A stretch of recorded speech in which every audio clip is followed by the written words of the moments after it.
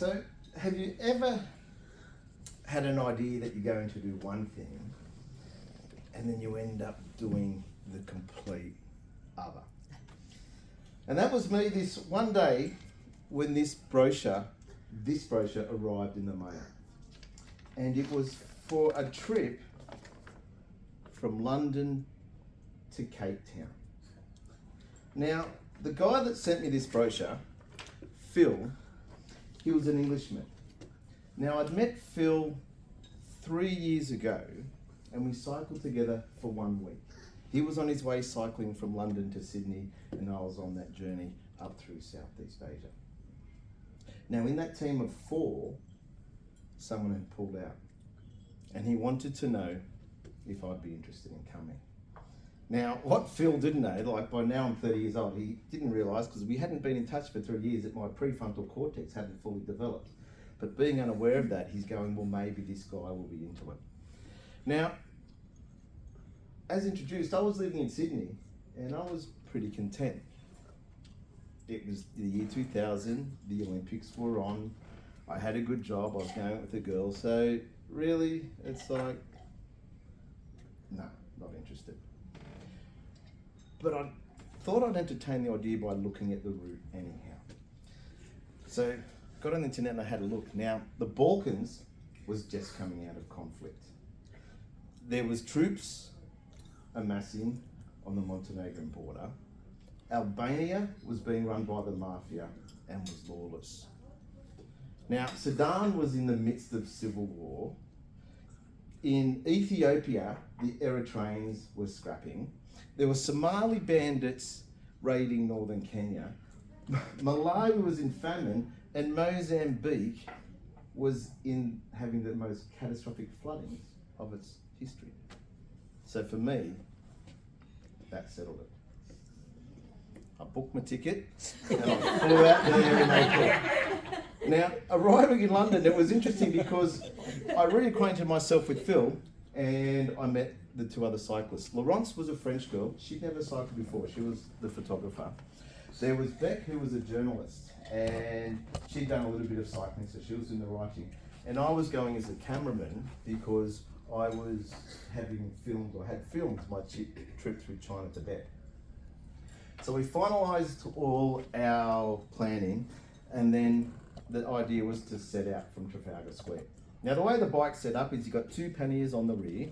One's a pantry, one's a wardrobe. You've got 2 panniers on the front, one's a workshop, and one's miscellaneous. Across the back is my house, that's tent and sleeping bag, and I'd have a handlebar bag, and that's my tech kit. We had a video camera, we had the tapes, we had batteries, we had a solar panel to charge it.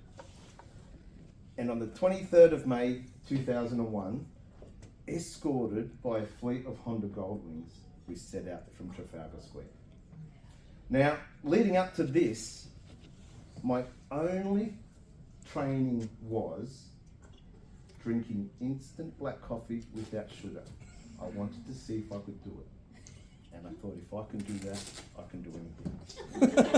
And that was true because part of me thought, why turn a 12,000 kilometre trip into 15,000 kilometres by doing 3,000 kilometres in a circle around the city? The hope was I'd get fit by Lebanon. And when we trundled out, we set out, and when you start these adventures, people would say, oh, where are you cycling to? And say, oh, we're off to Cape Town. Now, look at you. Yeah, right. And you'd have to believe in yourself and keep the wheels in motion. And we did that. We made our ways through Europe, across the Alps, through the Balkans, and we were getting momentum. And the one thing that we could guarantee, though, was the uncertainty of being on the road. And by the time we got to southern Turkey, that became real because the world changed overnight. The date was September 11th. Oh. We were a week from heading into the Middle East, and we didn't really know what to do. We could hear what was going on because there was access to CNN, BBC, Al Jazeera. We were logging into home and getting information from the Department of Foreign Affairs and Trade. So we knew what was happening, as well as hearing from friends and family at home. And whilst it was full of uncertainty, the one resounding message was, get out of there. It's not safe. You don't know what's going to happen. So our options were, we could go round it, but that would cost us a lot of time, which we didn't have. We could go over it, and that would cost us thousands of dollars and sort of interrupt the trip. So we didn't want to do that. And probably the best way to describe it, I don't know if you've ever read to your kids, we're going on a bear hunt. We can't go over it, we can't go under it. Uh-oh, yes, we better go through it. And look, it wasn't reckless. We thought we'd have a look and see what happens. We'll just gauge it, and if there was a problem, we'd be sensible. We didn't want to put our lives at risk. But for me, the greatest concern was going to be crossing from Syria into Lebanon. And crossing from Syria, you check out through customs, but you pass through 22 kilometres of what is no man's land before you get to the Lebanese border. And from there, you're going through the Bekaa Valley, which is home to Hezbollah. Now at the time, it was full of uncertainty.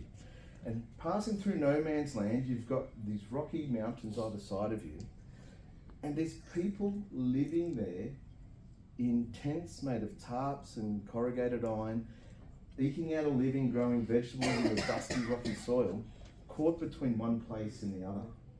And we were only going there for a matter of hours, and here are these people living there. And so that made us feel uncomfortable. When we got to the Lebanese customs, there's something about men with machine guns that just make you feel a little bit uncomfortable. And it's worse because they've got the aviation specs on as well, so it's a bit like Tom Cruise meets Servo Sonny, but armed to the hilt. And so we've rocked up, we've handed over our passports, and they're giving us these uncomfortable looks because there's, 4 of us were conspicuous with our bikes and equipment, computers, videos, all what we've got. And so they're looking us up and down, looking at our passports, looking us up and down our passports. But then they ushered us on. It's like, this is happening. So it's a very remote location, and you start heading into Lebanon down through the Bekaa Valley. And all I had in the back of my head was this chant from Glenn McGrath going, ooh, Hezbollah, Hezbollah. But there was nothing funny about it at the time because it's remote, it's quiet, and we did have a strategy that just stay tight if something were to happen. And as we're approaching the first village, we sort of fell into formation. Phil B at the front, Laurence Beck and myself at the rear. And so 4 of us cycling through, and as we approached the village, we sort of tensed up a little bit because we didn't know what to expect or feel. But we were preparing for the worst. And it's a sort of a dusty, small village, it's quite simple. But as we've gone through the village, I've seen all these people come out the side looking like in military uniform. People gather at the door fronts, and then there's 4 guys down the end that stood up and headed onto the side of the road.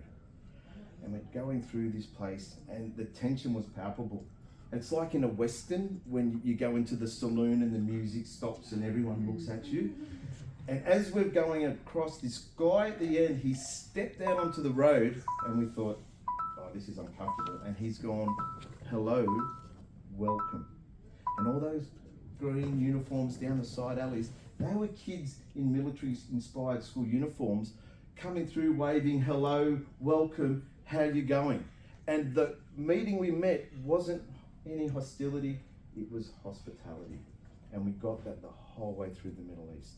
And the one lesson I took out of that was it's not what you hear, and it's what you see.